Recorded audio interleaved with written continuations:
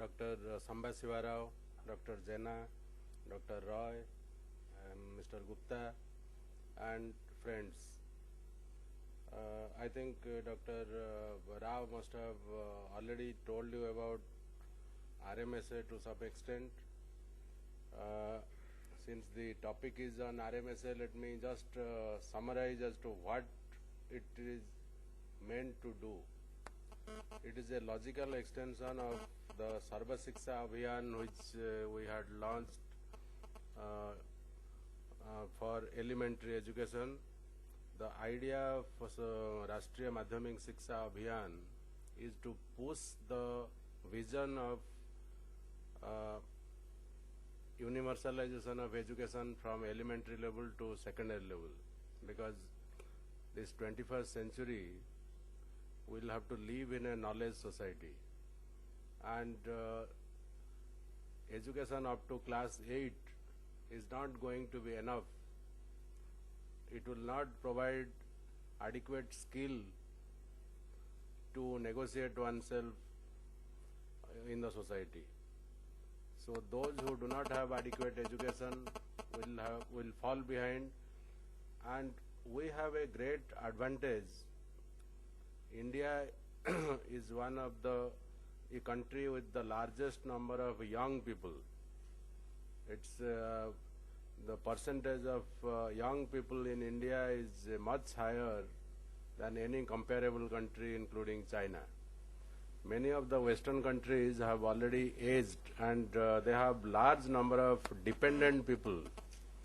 So the dependency ratio, that is the people who are dependent on the working population, is much higher there, whereas in India the dependency ratio is much lower, and it is going to remain like this for at least several years.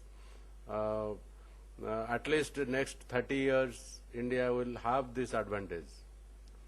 So if we have knowledge and skill for these young people, then I think it is a great advantage not only within the country but globally.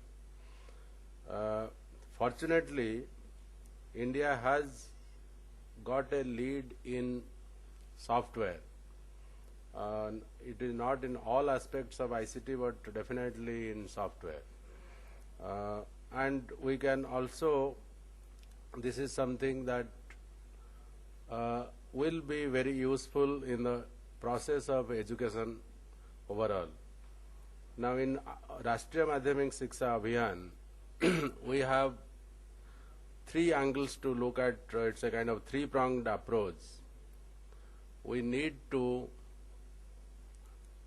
increase access, then we need to enhance equity, and thirdly we need to improve quality. So these are the three pillars on which the RMSA stands. Now on access, I think Dr. Rao must have already told you that our gross enrollment ratio in the country for lower secondary stage, that is year 9 and year 10, was 58% in 2007-8. It would have gone up now, and we have a vision that this must go up to 75% in a period of 5 years, and it is possible to do that. This will be possible by making available schools in all areas throughout the country, and that is why our goal is to have at least a high school within 5 kilometers of every habitation in the country. So this is one of the goals of RMSA. On equity, there is a lot of disparity between urban and rural areas, between boys and girls, between the rich people and the poor people, between different sections of the society, SC, ST and backward class. If you look at the disabled children as compared to the normal children, the enrollment is much lower.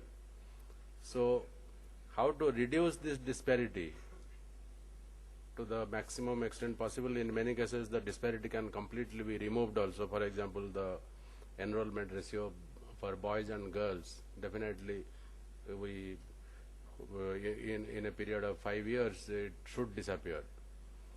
Then the quality of education, whatever is being transacted, and whether the children are learning what they are expected to learn, that is actually the central part of secondary education system.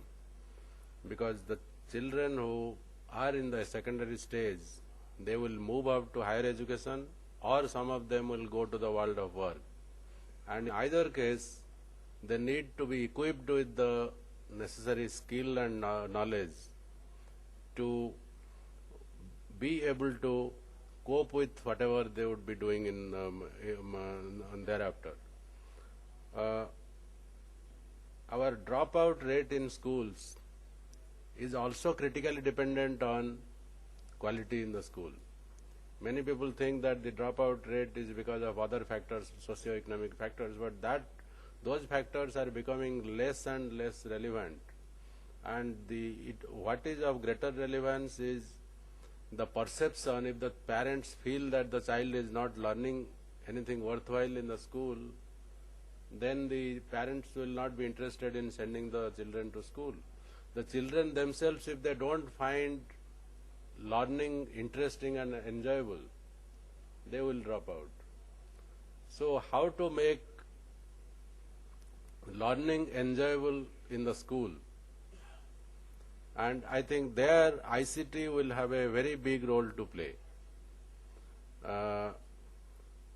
And we, under RMSA, we have said that every school in the country will have to conform to certain standards, and these standards are laid down in every state, and whatever is the gap must be filled up under this mission. And this is not only in terms of infrastructure, but in terms of teaching resources, in terms of pedagogy, in terms of curriculum, everything, and which will reflect in the final outcome of learning achievement. So this is the thrust that we give in RMSA, and to support this, we have a number of other schemes, one of which is ICT in school. This scheme started